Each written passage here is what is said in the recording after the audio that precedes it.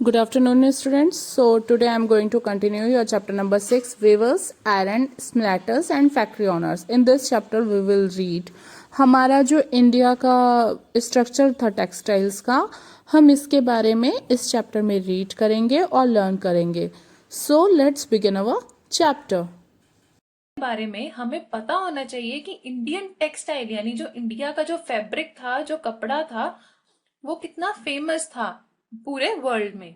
So India was the world's largest cotton producer and was famous for its finest cotton in the world. मतलब जो India था वो पूरे world में किस लिए फेमस था? ना सिर्फ इसलिए कि वो एक लार्जेस्ट कॉटन प्रोड्यूसर था, बल्कि जो कॉटन यहाँ पे प्रोड्यूस होती थी वो बहुत ही फाइनेस्ट क्वालिटी की होती थी. और जो इंडिया का टेक्सटाइल होता था वो इतना ज्यादा फेमस था कि वो कहाँ कहाँ पे ट्रेड होता था. वो ट्रेड होता था साउथ ईस्ट एशिया में और साथ ही वेस्ट और सेंट्रल एशिया में भी. And not only this, in 16th century Europeans started purchasing Indian textiles. मतलब जो यूरोपियंस थे 16th सेंचुरी में, उन्होंने जो इंडिया का टेक्सटाइल था, इंडिया का जो कपड़ा था, फैब्रिक था, उसको परचेज करना शुरू कर दिया था. और वो जो टेक्सटाइल्स परचेज करते थे उनमें बहुत से जो टेक्सटाइल थे वो किस तरह के थे, जैसे कि such as patola weave which was woven in Ahmedabad, Patan etcetera. अब यहाँ जो आपको इमेज में दिखाया गया ये क्या है? ये एक पटोला डिजाइन का कपड़ा है. अब ये एक वीविंग स्टाइल था, मतलब कपड़ा बुनने का तरीका था जो पटोला वीव था. और ये कहाँ पे बुना जाता था? अहमदाबाद, पाटन, और साथ ही इसे बुना जाता था सूरत में भी. और ये कपड़ा अपने डिजाइन, अपने वीविंग स्टाइल की वजह से इतना फेमस हुआ कि ना सिर्फ यूरोपियन नेशंस में बल्कि it was also famous in Indonesia. ये इंडोनेशिया में भी बहुत ज्यादा फेमस हुआ. इंडोनेशिया में ना सिर्फ ये कपड़ा बहुत ज्यादा ह्यूज अमाउंट अर्न कर पाया, ह्यूज प्रॉफिट्स अर्न करवा पाया अपने ट्रेडर्स को, बल्कि ये इतना ज्यादा उन लोगों को पसंद आया कि उन्होंने इस तरह का कपड़ा जो था, जो ये वीविंग पैटर्न था, इसे सीख लिया और वो पटोला जो वीव होता था उस तरह से अपने कपड़ों को भी बुनने लगे.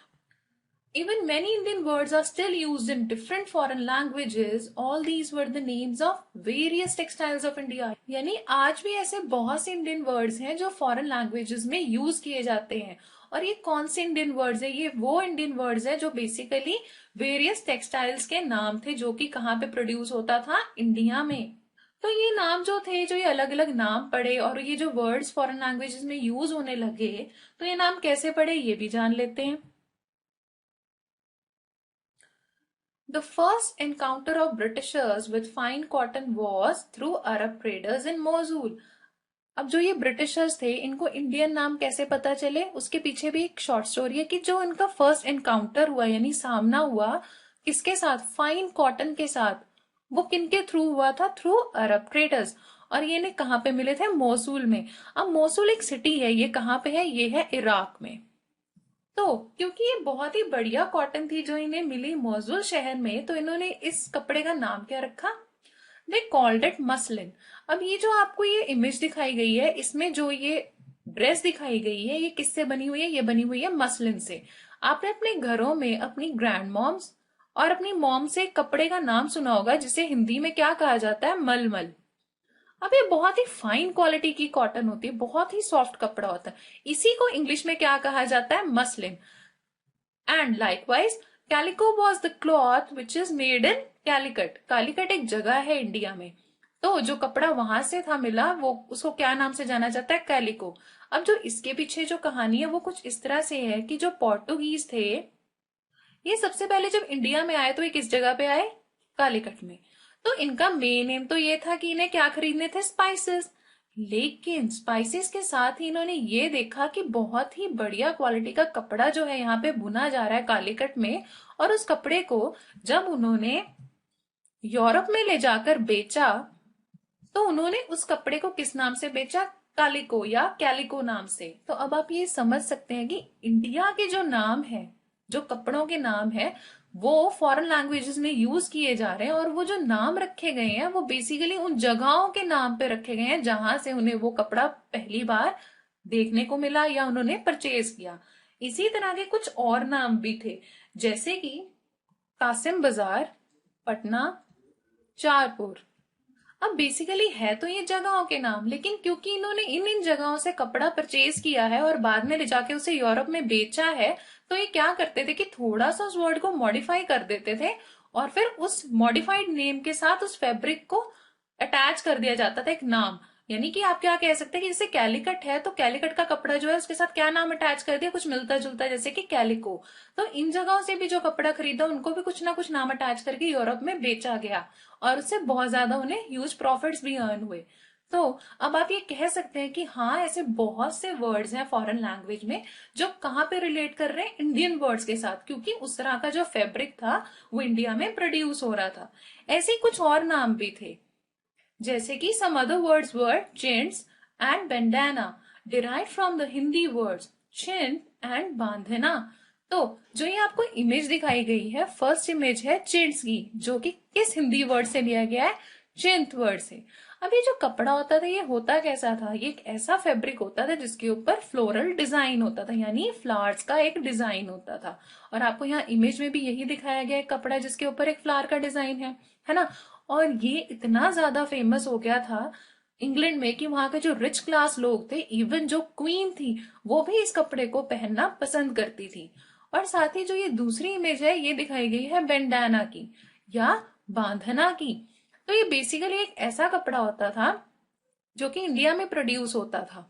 अब ये जो बांधना वर्ड है, अगर आप में से बहुत से लोग जो राजस्थान के रहने वाले हैं उन्होंने ये कपड़ा जनरली अपने घरों में देखा होगा लेडीज को यूज करते हुए, जिसे कहा जाता है बांधनी। तो वही कपड़ा फॉरेन कंट्रीज में यूज किया जा रहा है बैंडाना नाम से। और ये स्कार्फ्स के तौर पे भी यूज होता था, या जो भी उनका अपना पर्पस था उसको यूज करने का, उस वे में उसे यूज करते थे। अब इस वर्ड को बांधना या बांधनी इसलिए कहा जाता है क्योंकि जब आप इस कपड़े को डिजाइन कर रहे हैं, उस पर कलरिंग कर रहे हैं, तो उसके लिए पहले कपड़े को बांध दिया जाता है और उसके बाद उसे कलर किया जाता है। तो इस वजह से आप ये कह सकते हैं कि ये बेसिकली टाई का प्रोसेस फॉलो करके बनाया जाने वाला एक कपड़ा है। तो उसका नाम क्या है, बांधना, जिसे कहा जा रहा है बैंडाना। यानी हमारे जो इंडिया के कपड़े हैं वो कितने ज्यादा फेमस थे। तो आपको ये तो पता चल गया कि यूरोपियन मार्केट में हमारा कपड़ा फेमस हो रहा है, तो थोड़ा सा और भी इसके बारे में जान ले कि आखिर इंडियन टेक्सटाइल्स की सिचुएशन क्या थी यूरोपियन मार्केट्स में। अगर बात करें इंडियन टेक्सटाइल्स की इन द यूरोपियन मार्केट्स, तो 18th सेंचुरी में हमारे जो इंडियन टेक्सटाइल थे वो बहुत ज्यादा फेमस होने लग गए यूरोपियन मार्केट में। अब जैसे कि हमने पढ़ा ना कि जो फ्लोरल डिजाइन वाला कपड़ा उसको क्वीन तक पहनना पसंद कर रही है, तो बहुत ज्यादा ह्यूज डिमांड होने लगी यूरोपियन मार्केट में इंडियन कपड़ों की। And due to huge demand, the wool and silk makers, कहाँ के वूल एंड सिल्क मेकर्स, जो ब्रिटेन के सिल्क मेकर्स थे, वूल मेकर्स थे, started protesting against the import of Indian textiles in 1720। अब 1720 में ये हुआ कि जो वूल एंड सिल्क मेकर्स थे इंग्लैंड के, उन्होंने क्या किया, उन्होंने प्रोटेस्ट करना शुरू कर दिया। जो वहां की गवर्नमेंट थी उससे ये कहा कि आप बैन कर दीजिए किस पे, कि कोई भी इंडियन टेक्सटाइल जो है वो इंपोर्ट नहीं होगा इंग्लैंड में, क्योंकि उन्हें ये लगता था कि बहुत ज्यादा डिमांड जो है वो किनकी है, इंडियन टेक्सटाइल्स की, और उस वजह से उन्हें बहुत ज्यादा नुकसान हो रहे हैं। एक्चुअली उनका ये कहना था कि क्योंकि अभी जो ब्रिटिश कॉटन मेकर्स हैं वो अपनी बर्डिंग स्टेज पर हैं। अब बर्निंग स्टेज का मतलब ये होता है कि वो अभी अपने बिजनेस के बिल्कुल शुरुआती दौर में है, तो इसलिए उनके लिए बहुत ज्यादा मुश्किल है क्या चीज करना, compete कर पाना इंडियन टेक्सटाइल्स के साथ। और क्योंकि इंडियन टेक्सटाइल की डिमांड बहुत ज्यादा है, तो इस वजह से जो ब्रिटिशर्स हैं उनको लॉसेस बियर करने पड़ रहे हैं, यानी वहां के जो सिल्क मेकर्स हैं, वूल मेकर्स हैं, उनको। तो उन्होंने क्या कहा कि आप इसे इम्पोर्ट करना बंद कर दीजिए। हालत ये हो गई थी कि बाद में To safeguard English producers, a calico printing industry grew under government protection। यानी गवर्नमेंट प्रोटेक्शन के अंडर एक इंडस्ट्री लगाई गई जहां पे कपड़ा प्रोड्यूस होता था। वो किस लिए लगाई गई, ताकि जो इंग्लिश प्रोड्यूसर्स है उनको हेल्प आउट किया जा सके, उन्हें सेफ गार्ड किया जा सके, क्योंकि उन्हें बहुत ज्यादा लॉसेस बियर करने पड़ रहे थे। बिकॉज जो इंडियन टेक्सटाइल था वो बहुत ही ज्यादा ह्यूज डिमांड जो था गेन कर चुका था। कहाँ पे, यूरोप में, इंग्लैंड में। तो उस वजह से जो इंडस्ट्री लगाई गई उसका नाम क्या रखा गया है, कैलिको प्रिंटिंग इंडस्ट्री। अब यहाँ पे भी आप ये देखिए कि नाम जो है वो कैलिको रखा गया है। अब ये जो कैलिको था, अभी हमने ये इस बारे में डिस्कस किया ना कि वो किस वजह से रखा गया था कैलिको नाम, कालीकट जो जगह है उसके नाम पे। तो यानी नाम उन्होंने कौन सा रखने की कोशिश की है, इंडियन टेक्सटाइल वाला ही। And not only this, they use to copy Indian prints. ना सिर्फ उन्होंने इंडियन नाम रखा है ताकि लोगों में एक ये भ्रम पैदा हो जाए कि वो कुछ इंडियन प्रोडक्ट ही परचेज कर रहे हैं, बल्कि वो क्या कर रहे हैं, इंडियन प्रिंट्स को कॉपी भी कर रहे थे। और ये सब किस लिए किया जा रहा था, ताकि जो इंग्लिश प्रोड्यूसर्स हैं उनको क्या किया जा सके, उन्हें सेफ गार्ड किया जा सके। अब जब इतनी ज्यादा सिचुएशन बिगड़ रही थी इंग्लैंड में कि उनको लग रहा था कि उन्हें बहुत ज्यादा क्या हो रहा है, टफ कंपटीशन जो है बियर करना पड़ रहा है इंडियन टेक्सटाइल की वजह से, तो उन्होंने ये सोचा कि हम अपनी जो टेक्नोलॉजी है उसको थोड़ा इम्प्रूव करें, थोड़ा डेवलप करें, सो दैट हम इस टफ कंपटीशन वाली सिचुएशन को फेस कर पाए। तो इसके लिए उन्होंने क्या किया कि they started introducing technology. And उसमें क्या क्या चीजें देखने को मिली कि कुछ इन्वेंशंस हुई, जैसे स्पिनिंग जेनी और स्टीम इंजन की। So, with the invention of spinning jenny in 1764 and steam engine in 1786, cotton weaving became speedy and cheaper also. तो 1764 में जब ये स्पिनिंग जेनी नाम की मशीन बनाई गई, ये जो आपको इमेज में दिखाया गया है ये स्पिनिंग जेनी है, और इसको बनाने वाले जो थे उनका नाम था जॉन के। एंड इसी तरह 1786 में एक और मशीन बनाई गई जिसका नाम था स्टीम इंजन, और इसको बनाने वाले का नाम था रिचर्ड आर्कराइट।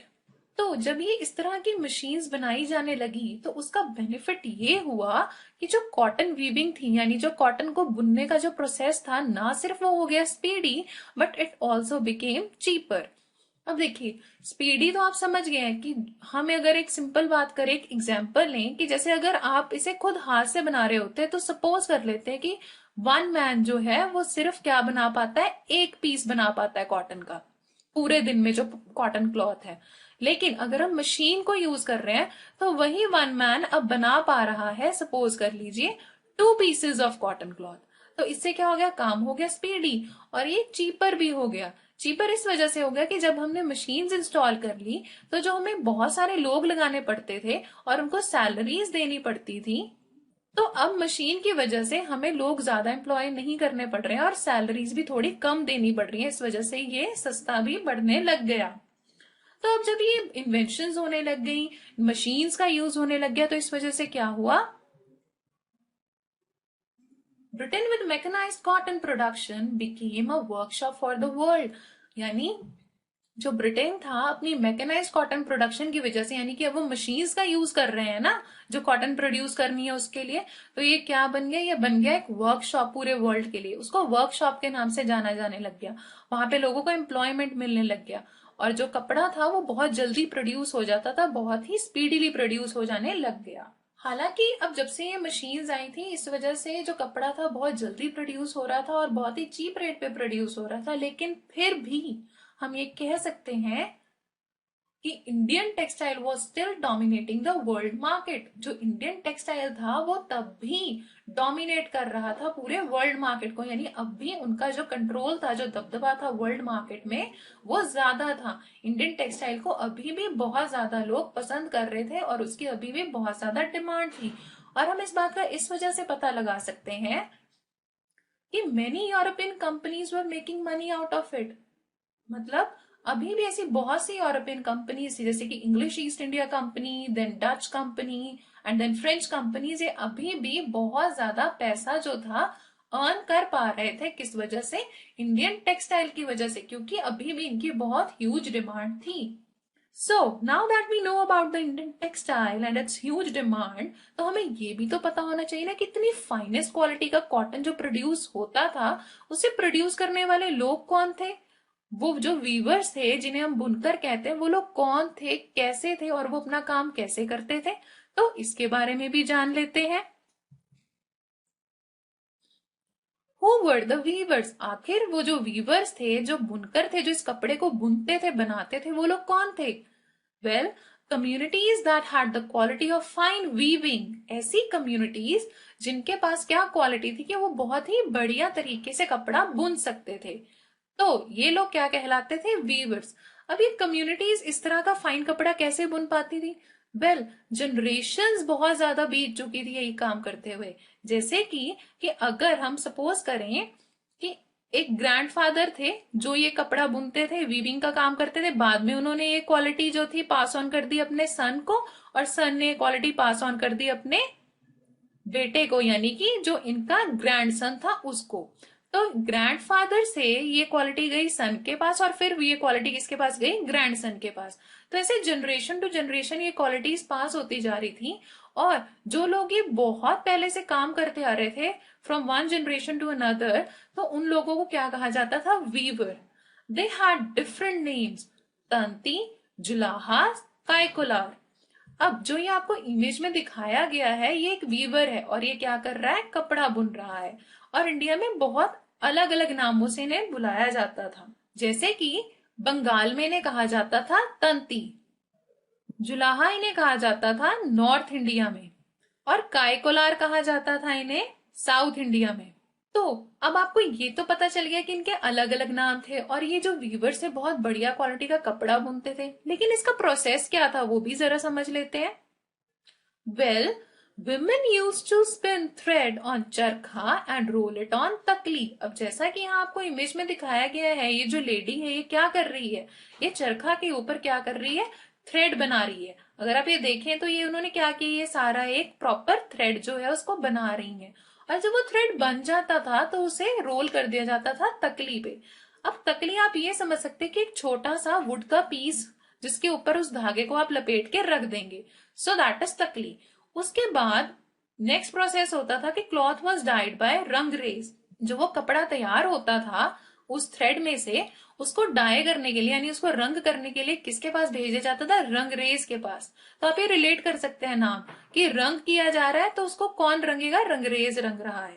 मतलब आपको भी ये समझ आ रहा है कि आपने इन वर्ड्स को कैसे रिलेट करना है। एंड ब्लॉक प्रिंटेड बाय छिपिगर्स, यानी वो लोग जो उसके ऊपर एक ब्लॉक प्रिंटिंग करेंगे, उसको एक अच्छा डिजाइन देंगे, उनको हम क्या कहते थे, छिपिगर्स।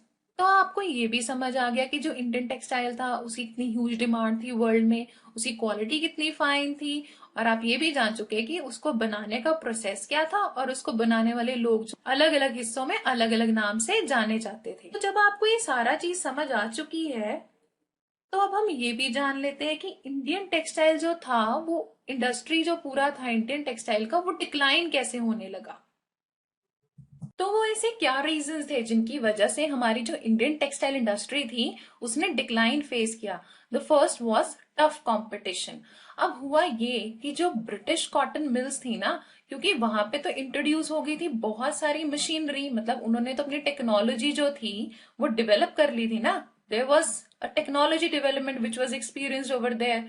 तो उसकी वजह से क्या हुआ कि एक बहुत ही ज्यादा टफ कॉम्पिटिटर के तौर पे ये उभर के आए हमारी इंडियन टेक्सटाइल इंडस्ट्री के लिए। क्योंकि अब ये क्या कर पा रहे थे, अपना जो भी इनका प्रोडक्ट था वो बहुत ही स्पीडीली बना पा रहे थे और बहुत ही चीप रेट पे। इसको अगर मैं एक आपको एग्जाम्पल के तौर पे समझाऊं, मान लीजिए कि आपके घर के पास ना दो शॉप है, एक है फर्स्ट नंबर शॉप और एक है सेकंड नंबर शॉप। अब ये जो शॉप है इसको हम सपोज कर लेते हैं कि ये ब्रिटेन की शॉप है और ये है इंडिया की शॉप। अब जो ब्रिटेन वाले हैं ये टेक्सटाइल को बिकॉज ऑफ देयर मशीन्स बहुत ही फास्ट बना लेते हैं, यानी ये आपको हार्डली वन डे के अंदर वो चीज प्रोवाइड कर सकते हैं जो आपको खरीदनी है। और जो इंडियन टेक्सटाइल इंडस्ट्री है, यानी ये जो शॉप है, क्योंकि ये काम कर रहे हैं स्लो, रीजन बीइंग ये मशीन्स का इस्तेमाल तो नहीं कर रहे ना, तो उस वजह से ये आपको जो प्रोडक्ट है कितने दिन में दे पाते हैं, सपोज कर लीजिए 2 डेज के गैप पे। तो अब बताइए आप कौन सी शॉप पर से सामान खरीदना पसंद करेंगे, ऑब्वियसली वहां से ना जहां से आपको जल्दी सामान मिलता है। तो same was the condition at that time also. इस वजह से एक ऐसा टफ कंपटीशन अराइज हो गया कि जो इंडियन टेक्सटाइल इंडस्ट्री थी उसने डिक्लाइन फेस किया। More over Britain impose heavy import duty, यानी ब्रिटेन ने क्या किया, हैवी इम्पोर्ट ड्यूटी लगा दी। अब जैसे कि हमने ये पढ़ा था ना कि जो सिल्क मेकर्स और वूल मेकर्स है ब्रिटेन के, उन्होंने क्या कहा था अपनी गवर्नमेंट से कि इंडियन टेक्सटाइल को आप बैन कर दीजिए क्योंकि हमें बहुत ज्यादा टफ कंपटीशन फेस करना पड़ रहा है। तो ब्रिटिश गवर्नमेंट ने क्या कर दिया, हैवी इम्पोर्ट ड्यूटी लगा दी इंडियन टेक्सटाइल्स पे। अब आप में से बहुत से बच्चे क्वेश्चन करेंगे कि ये इम्पोर्ट ड्यूटी क्या है और अगर ये हैवी इम्पोर्ट ड्यूटी हो तो उसकी वजह से हमारे टेक्सटाइल पे क्या फर्क पड़ेगा। सपोज कीजिए कोई मिस्टर ए है और ये क्या कर रहे हैं, ये है एक इंडियन टेक्सटाइल प्रोड्यूसर। अब अगर इन्हें किसी फॉरेन कंट्री में अपना जो प्रोडक्ट है उसको बेचना है तो उस कंट्री में उन्हें कुछ पे करना पड़ेगा, टैक्स। और ये जो टैक्स होता है ना, जो कि वहां पे अगर आप फॉरेन कंट्री में अपना सामान बेचने के लिए पे कर रहे हैं, that is what a kind of duty, जो कि कही जाती है इम्पोर्ट ड्यूटी। ठीक है, तो अगर मान लीजिए कि उन्होंने एक ऐसा कपड़ा बनाया था जिसको कि वो मार्केट में बेचना चाहते थे 100 रुपीज में, और अगर उस पे उन्हें इम्पोर्ट ड्यूटी देनी पड़ गई 50 रुपीज की, तो अब उस कपड़े की कीमत हो जाएगी 150 रुपीज। यानी जो वो प्रोडक्ट था, जो वो कपड़ा था, उसकी कॉस्ट जो है वो हो गई इंक्रीज। अब ऐसे टाइम पे अगर ब्रिटिशर्स जो हैं आपको उतना ही अच्छी क्वालिटी का कपड़ा प्रोवाइड कर रहे हैं 100 रुपीज में, तो आप कौन सा कपड़ा चूज करेंगे? वही ना जो आपको कम दाम पे मिल रहा है। सो सच वॉज द सिचुएशन जिसकी वजह से इंडियन टेक्सटाइल जो था वो डिक्लाइन फेस कर रहा था। सिमिलरली कुछ और भी रीजंस थे। अब देखिए, British control over African American and European market. This means कि जो ब्रिटिशर्स थे, जो प्रोड्यूसर्स थे ऑफ द टेक्सटाइल, इनकी जो सेल थी वो इन तीनों जगह पे बहुत ज्यादा इंक्रीज हो गई। वेयरएज जो हमारे इंडियन टेक्सटाइल थे, इनकी जो सेल थी वो होती चली गई डिक्रीज, क्योंकि अब लोगों को बहुत स्पीडीली जो था उनका प्रोडक्ट भी मिल जाता था और कम दामों पे मिल जाता था। तो इस वजह से इंडिया की जो टेक्सटाइल थी उनको डिक्लाइन फेस करना पड़ रहा था, बिकॉज उनकी जो सेल थी वो डिक्रीज होती जा रही थी। Plus British cotton flooded Indian market. अब हुआ ये कि जैसे पहले अगर पास की बात करें तो क्या सिचुएशन थी, हमारा जो इंडियन टेक्सटाइल था वो जा रहा था ना ब्रिटेन में। अब क्या होने लग गया कि ब्रिटिश जो कॉटन थी, ब्रिटेन से आई हुई जो कॉटन थी, वो इंडिया में बहुत ज्यादा आ गई। इस चीज का आप इससे भी पता लगा सकते हैं कि 1830 में ये सिचुएशन हो गई थी कि इतनी ज्यादा इंडियन मार्केट में ह्यूज इनफ्लो हो गया था कॉटन का, जो कि ब्रिटेन से आ रही थी, कि मतलब ये सिचुएशन पैदा हो गई थी कि 2/3 जो हमारे कॉटन जो क्लोथ्स बने होते थे इंडियंस के, वो किससे बने होते थे? ब्रिटिश कॉटन से। तो सपोज कर लें कि अगर किसी के पास 30 पीसेज ऑफ ड्रेसेस हैं, तो उसका 2/3 यानी उसके पास कम से कम जो 20 ड्रेसेस होते थे उस इंसान के पास, वो किससे बने हुए होते थे? ब्रिटिश कॉटन से। तो आप समझ सकते हैं कि इसकी वजह से कितनी ज्यादा हालत खराब हो गई थी हमारी इंडियन टेक्सटाइल इंडस्ट्री की। और इसकी वजह से और क्या चीजें हो गई थी? Indian weavers were badly hit by unemployment. अब जब हमारा सामान फॉरेन कंट्रीज में तो नहीं बिक रहा, यहां तक कि इंडिया में ही अब जो है वहां पर भी बिकना बंद हो गया, बिकॉज क्या हो गया है, ब्रिटिश कॉटन जो है वो बहुत ज्यादा अवेलेबल हो गई है मार्केट में। तो जो इंडियन वीवर्स थे, यानी जो हमारे बुनकर थे, वो बेरोजगार हो गए। इतनी ज्यादा सिचुएशन बिगड़ गई कि फाइनली हुआ ये कि they filed a petition as people were buying British cotton textile. मतलब उन्होंने एक पेटिशन फाइल किया, वो लोग कोर्ट में चले गए, वहां पे उन्होंने एक पेटिशन फाइल किया, क्योंकि अब वो लोग क्या चाह रहे थे कि हमें सेफ गार्ड किया जाए। जैसे ब्रिटेन के जो वूल मेकर्स थे वो गए थे ना अपनी गवर्नमेंट के पास, सिमिलरली यहाँ इंडिया में भी लोग कहाँ पहुंचे? कोर्ट में पहुंचे, और उन्होंने क्या किया? एक पेटिशन फाइल किया। अब हालांकि उन्हें इसमें कोई सॉल्यूशन मिला या नहीं, उसके बारे में हम कुछ पक्के तौर पे नहीं कह सकते, क्योंकि हालत ये थी कि बस हमारी जो इंडस्ट्री थी वो बस डिक्लाइन की तरफ ही जा रही थी। अब हालांकि सिचुएशन इतनी बिगड़ती जा रही थी कि जितने भी इंडियन मेन एंड वीमेन थे जो बेसिकली वीविंग का काम करते थे, वो लोग क्या फेस करने लग गए थे? अनएम्प्लॉयमेंट। वो लोग जॉबलेस होते जा रहे थे। बट स्टिल उस टाइम भी एक चीज जो देखने में आई वो क्या थी, somehow ऐसा हुआ कि handloom weaving still existed for some reasons. मतलब अभी भी कुछ ऐसे कारण थे जिसकी वजह से जो हैंडलूम वीविंग था वो अभी भी एग्जिस्ट कर रहा था। अब वो क्या वजह थी ये भी समझ लेते हैं। देखिए, जो ब्रिटिशर्स थे ना, वो बेसिकली क्या करते थे, वो बहुत ही फाइन क्वालिटी का कपड़ा बनाते थे, जो कि सिर्फ कौन लोग परचेज कर सकते हैं? सिर्फ रिच क्लास लोग ही परचेज कर सकते हैं। तो अभी भी जो पुअर लोग थे जिनके लिए के कोर्स कपड़ा बनाना पड़ता था, ऐसा कपड़ा जो बहुत ज्यादा हाई क्वालिटी का नहीं होता था, तो वो कहाँ पे बनाया जाता था? हैंडलूम वीवर्स के द्वारा बनाया जाता था इंडिया में ही। मतलब अभी भी ये एक कारण था जिसकी वजह से हैंडलूम वीविंग एग्जिस्ट कर रहा था। इसके अलावा ऐसी साड़ीज, यानी ऐसी कुछ इंडियन ड्रेसेस जिनके ऊपर के बहुत ही ज्यादा इंट्रिंसिक बॉर्डर बनाए जाते थे। अब इंट्रिंसिक बॉर्डर क्या होता है? कि ऐसा साड़ी बनाया जाना जिसके ऊपर की आप बहुत ही बारीक जो है एम्ब्रॉयडरी करेंगे या कुछ भी ऐसा डिजाइनर वर्क करेंगे। तो इस तरह की जो साड़ीज थी वो अभी भी ब्रिटिशर्स नहीं बना पाते थे, जिसकी वजह से हैंडलूम वीविंग अभी भी इंडिया में मौजूद था। Moreover, Sholapur and Madura became important centres of weaving. अब ये जो दोनों जगह आपको बताई गई हैं, शोलापुर और मदुरा, यहाँ पे क्या हो गया, एक इम्पोर्टेंट सेंटर उभर के आए वीविंग के। अब जरा अगर आप यहाँ मैप में देखें तो ये आपको दिखाया गया है शोलापुर। अभी जो शोलापुर है ये कहाँ पे है, ये है महाराष्ट्र में। और आपको दिखाया गया मदुराई। मदुरा इसका पुराना नाम था। जो ये सिटी है मदुराई, ये कहाँ पे है, ये है तमिलनाडु में। तो ये दोनों जो शहर थे शोलापुर और मदुरा, ये क्या बन के आए, ये एक इम्पोर्टेंट वीविंग सेंटर के तौर पे उभर के आए। और यहाँ पे बहुत से लोगों को क्या काम मिलने लग गया, किस चीज का, हैंडलूम वीविंग का। अब इसके बाद एक चीज और देखने में आई, वो ये कि जिस तरह से नेशनलिस्ट मूवमेंट जो थी वो स्ट्रांग होती चली गई, यानी बहुत ज्यादा बढ़ती चली गई, तो उसमें एक चीज जो हुई वो ये थी कि Mahatma Gandhi urge to boycott British textile.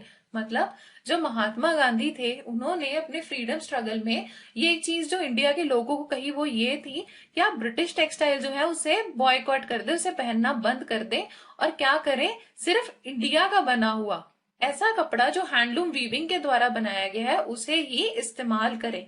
और इसी तरह से ये नेशनलिस्ट मूवमेंट जब चलती रही, आगे ग्रो करती रही, तो बाद में एक चीज और जो सबको देखने को मिली वो ये थी कि Indian national Congress put the image of चरखा ऑन इट्स फ्लैग।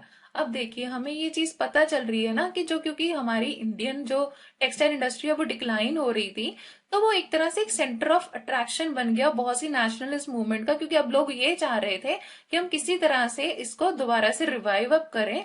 तो उसके लिए क्या स्टेप्स लिए जा रहे थे, चाहे तो महात्मा गांधी जी अर्ज कर रहे थे लोगों को कि आप क्या करें, आप ब्रिटिश कॉटन जो टेक्सटाइल है उनको मत पहने। तो दूसरी तरफ जो इंडियन नेशनल कांग्रेस जो पार्टी थी, इन्होंने क्या किया, इन्होंने 1931 में जो अपना फ्लैग डिजाइन किया तो उसमें किस चीज की इमेज रखी, चरखा की इमेज रखी। धीरे धीरे बाद में इंडिया में जो कुछ सुधार हुए उसमें ये था कि कॉटन मिल्स बनने लगी, यानी कॉटन मिल्स कम अप। अब बहुत सी कॉटन मिल्स जो थी वो इंडिया में सेटअप हुई। So the first cotton mill was set up at Bombay in 1854। अब 1854 में सबसे पहली जो कॉटन मिल थी वो बनी कहाँ पे, बॉम्बे में। अब बॉम्बे में ये क्यों बनी, इसके पीछे भी कुछ कारण थे। जैसे कि पहला कारण ये है कि Bombay was an important port for cotton export. Bombay जो था वो एक इम्पॉर्टेंट पोर्ट था, एक ऐसी बंदरगाह थी जहां से कि कॉटन एक्सपोर्ट होती थी। और ये कहाँ पे एक्सपोर्ट होती थी, एक तो ये जाती थी इंग्लैंड में एंड दूसरा ये जाती थी चाइना में। प्लस आपको ये चीज भी पता होना चाहिए कि जो बॉम्बे है ये कहाँ पे लोकेट करता है, ये इंडिया के वेस्टर्न पार्ट पे लोकेट करता है, जहां पे क्या अवेलेबल है, ब्लैक सॉइल। और जो ब्लैक सॉइल है ना, ये बहुत ही फिट होती है for the growth of cotton. तो अगर आपको ऐसी जगह मिल रही हो जहां पे कि आपको पता है कि आपको वो सॉइल भी मिल जाएगी जहां पे कॉटन ग्रो हो सकती है, और साथ ही आपको ऐसा पोर्ट भी मिल जाएगा जहां से कि आप अपनी कॉटन को एक्सपोर्ट कर सकते हैं, तो वहां पे बहुत से ट्रेडर्स क्या करेंगे, आके कॉटन मिल सेटअप करेंगे ना। तो यही चीज हुई बॉम्बे के साथ भी। और बाद में ये देखा गया कि बाय 1900 देयर वर 84 मिल्स इन बॉम्बे, यानी अकेले बॉम्बे में ही कम से कम 84 मिल्स जो थे वो बन गए थे, किसके, कॉटन के। और अब ये जो मिल्स सेटअप हुए थे ना, तो इसको सेटअप करने वाले ज्यादातर जो लोग थे वो कौन थे, या तो वो थे पारसीज या थे वो गुजरातीज। सिमिलरली एक मिल अहमदाबाद में भी बनी जो स्टार्ट हुई थी इन द ईयर 1861। अब क्योंकि जो अहमदाबाद है गुजरात में, वहां पर भी आप जानते हैं कि कॉटन वगैरह इजीली ग्रो हो सकता है, तो 1861 में एक मिल कहाँ पे बन गई, अहमदाबाद में। और क्योंकि अभी एक प्रॉफिटेबल बिजनेस लग रहा था लोगों को कुछ हद तक, तो इस वजह से एक मिल और बनी, वो बनी कानपुर में। अब जब ये बहुत सारी मिल्स बन गई, कॉटन मिल्स, तो इसकी वजह से हुआ ये कि many poor peasants, artisans, agricultural labourers went to these mills in search of work. अब जो ऐसे पुअर पीजेंट्स थे या एग्रीकल्चरल लेबरर्स थे, जिनके बारे में हमने एक प्रीवियस चैप्टर में ये पढ़ा था कि क्योंकि बहुत ज्यादा हैवी टैक्सेस लगा दिए जाते थे उनके ऊपर, जिसकी वजह से वो अपना लैंड टैक्स पे नहीं कर पाते थे, और मजबूरी में क्या हो जाता था उनसे, उनको उनका इवन लैंड तक उनसे छीन लिया जाता था, जिसकी वजह से वो बेचारे बेरोजगार हो जाते थे। तब ये लोग क्या करने लगे, काम जो था, रोजगार जो था, उसे ढूंढने के लिए कहाँ पे जाने लग गए? इन सारी मिल्स में जाने लग गए। अब initially Indian textiles face problems. जितनी भी इंडियन टेक्सटाइल्स थी या जो मिल्स बन रही थी, इनको भी कुछ प्रॉब्लम्स फेस करनी पड़ रही थी। अब वो क्यों फेस करनी पड़ रही थी? अगेन यहाँ पे भी टफ कंपटीशन था। अब देखिए, एक तो बहुत सारी मिल्स आ गई है ना। एक तो क्या हो गया, इंडिया में बहुत सारे मिल्स भी खुल रहे हैं, प्लस उनको कॉम्पीट करने के लिए यहाँ पे ब्रिटिश कॉटन भी अवेलेबल है। तो एक बहुत ज्यादा टफ कंपटीशन वाली सिचुएशन थी, जो कि शुरुआत में इंडियन टेक्सटाइल्स को फेस करनी पड़ रही थी। Moreover there was no support from government. अब अगर आपको याद हो, हमने क्या डिस्कस किया था कि जब ब्रिटेन के जो लोग थे उनको दिक्कत आ रही थी, तो वहां पे ब्रिटिश गवर्नमेंट ने सपोर्ट किया था ना उनको। उन्होंने क्या किया था? एक तो उन्होंने बैन लगा दिया था इंडिया के कपड़े पे, फिर बहुत ज्यादा इंपोर्ट ड्यूटी भी उन्होंने उसके ऊपर लगा दी थी, है ना। और प्लस एक जो पॉजिटिव काम उन्होंने और उनके लिए किया था, वो क्या था कि कैलिको नाम की इंडस्ट्री जो थी वो लगा दी थी वहां पे। एक ऐसी उन्होंने इंडस्ट्री बना दी थी जहां पे जो हमारे इंडिया के कॉटन के प्रिंट्स होते थे उनको कॉपी करके वो कपड़ा तैयार करते थे, है ना। तो अब ब्रिटेन के लोगों को तो वहां की गवर्नमेंट कर रही थी सपोर्ट, लेकिन इंडिया में गवर्नमेंट कोई भी सपोर्ट नहीं कर रही थी। अब आप पूछेंगे कि इंडिया में गवर्नमेंट सपोर्ट क्यों नहीं कर रही थी? देखिए, उस वक्त इंडिया की गवर्नमेंट कौन थे? ब्रिटिशर्स ही थे ना। तो अब वो क्यों इंडिया को सपोर्ट करेंगे? उनकी तो कोशिश यही रहेगी ना कि जो ब्रिटेन है उन्हीं को ज्यादा प्रॉफिट अर्न करने को मिले, उन्हीं की सेल ज्यादा इंक्रीज हो। तो such was the situation at that time. इसके अलावा एक चीज जो पॉजिटिव हुई थी, जिसकी वजह से इंडियन टेक्सटाइल जो थी इनमें थोड़ी सी इनको इम्प्रूवमेंट देखने को मिली थी, वो ये हुई थी कि during first world war Indian textile industries got an order for military dresses. अब ये जो वर्ल्ड वॉर फर्स्ट हुई थी, ये हुई थी 28 जुलाई को, ये बिगिन हो गई थी इन द ईयर 1914, और ये बहुत लंबा चला था ये युद्ध। ये खत्म हुआ था 11th ऑफ नवंबर 1918। अब जब 4 साल के लिए सारी की सारी जो है युद्ध में आ चुके हैं कंट्रीज, तो उस वक्त जो मिलिट्री थी उनके ड्रेसेस सिलने का ऑर्डर किनके पास आया? हमारी इंडियन टेक्सटाइल्स के पास।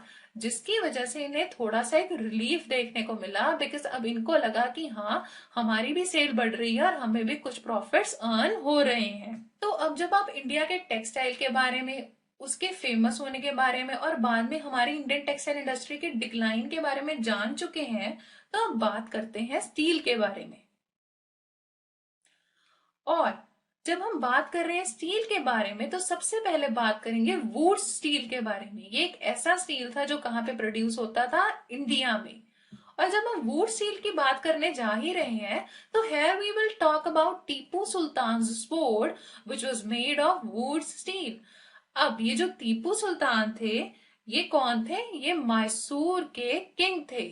और ये वहां पे कब तक किंग रहे? 1799 तक। उसके बाद जब इनकी डेथ हो गई, तो जो ये किंगडम था ये पास ऑन हो गया था ब्रिटिशर्स को। अब जो ये टीपू सुल्तान थे, इन्होंने बहुत से युद्ध लड़े थे, किनके अगेंस्ट? ब्रिटिशर्स के अगेंस्ट।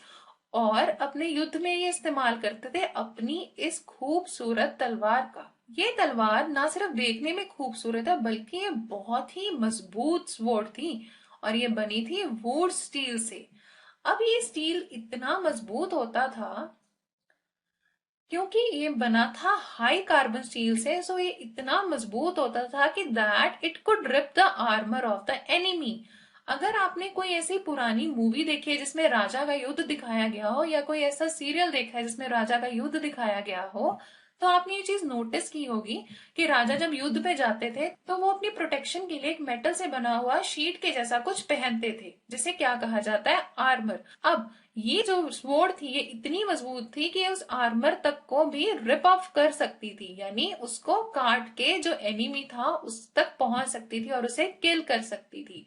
और ये स्वॉर्ड इतनी फेमस हुई कि आज भी ये इंग्लैंड के एक म्यूजियम में पड़ी है। तो ये किससे बनी थी? ये बनी थी हाई कार्बन स्टील से, जिसको कहा जाता था वुड स्टील। अब ये जो इतना मजबूत स्टील था, ये बनता कहाँ था और इसका बनने का प्रोसेस क्या था, वो भी समझ लेते हैं।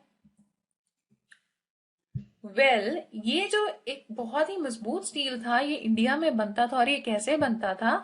Iron was mixed with charcoal and put inside clay pots bye maintaining the right temperature, and hence fine quality steel was produced. मतलब अगर आप इस इमेज में देखें तो यहाँ पे आपको क्या दिखाया गया है कि ये कुछ लोग बैठे हैं जो बेसिकली मेटल्स के ऊपर काम कर रहे हैं। तो ये क्या किया जाता था, इस तरह की जो ये वुड स्टील थी इसे बनाने के लिए क्या करते थे कि ये आप ये एक तरह से जो ये पॉट देख रहे हैं इसमें क्या कर रखे हैं उन्होंने, आग जलाई हुई है ना, तो वहां पे एक वो बहुत ही टेम्परेचर, एक परफेक्ट टेम्परेचर मेंटेन करके रखते थे, ठीक है। और इसी क्ले पॉट के अंदर क्या किया जाता था, आयरन को मिक्स कर दिया जाता था चारकोल के साथ। मतलब इतनी हीट बना दी जाती थी कि ये जो आयरन था ये पिघल जाता था एक लिक्विड फॉर्म में, और इसके अंदर चारकोल को मिक्स करते थे और उससे एक बहुत ही बढ़िया क्वालिटी का स्टील प्रोड्यूस होता था जिसे हम कहते थे वुड्स स्टील। और ये स्टील इतना फेमस था कि आप इस बात का इससे भी पता लगा सकते हैं कि एक बहुत ही फेमस साइंटिस्ट जिनका नाम था माइकल फैराडे, इन्होंने 4 इयर्स तक यानी 4 सालों तक सिर्फ वुड्स की प्रॉपर्टीज को स्टडी किया था ताकि वो ये बात समझ सके कि ये इतना मजबूत और बढ़िया क्वालिटी का स्टील कैसे होता है। अब हालांकि हमारी इंडस्ट्री जो थी वो इतना बढ़िया स्टील प्रोड्यूस कर रही थी, पर फिर भी बहुत ही जल्द क्या देखने में आया,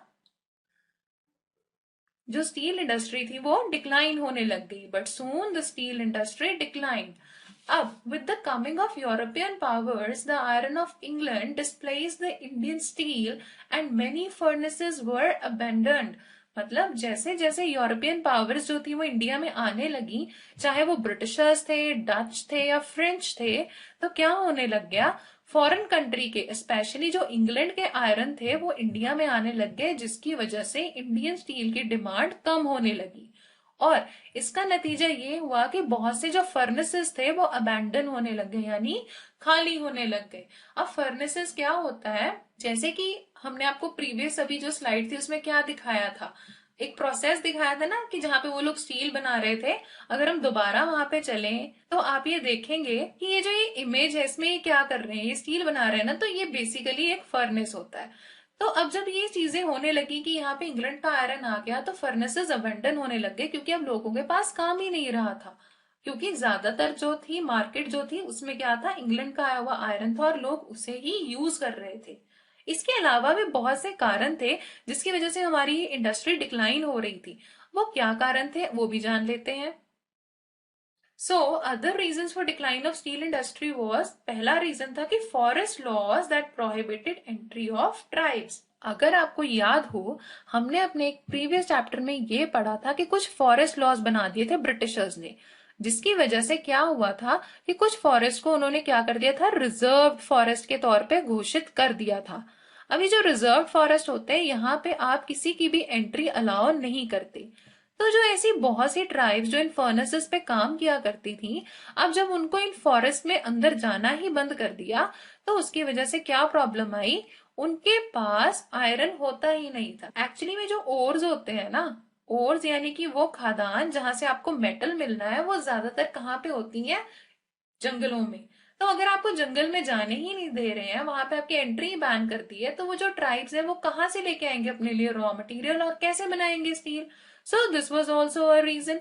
नेक्स्ट एक चीज जो और हुई वो ये थी कि अगर कभी कहीं आपको अलाउ कर भी दिया जाता था ना किसी ट्राइब को कि हाँ फॉरेस्ट में जा सकते हैं, तो हेवी टैक्सेस जो थे वो पे करने पड़ते थे। Heavy taxes were there for entering into the forest. मतलब आपको बहुत ह्यूज अमाउंट पे करना पड़ता था ब्रिटिशर्स को, और अगर आप ये ह्यूज अमाउंट यानी ये टैक्स पे करते हैं तभी आप जा सकते हैं जंगल में और वहां से क्या ला सकते हैं, अपने लिए आयरन खोज के ला सकते हैं, सो दैट आप आगे उसको फर्दर यूज कर सकें।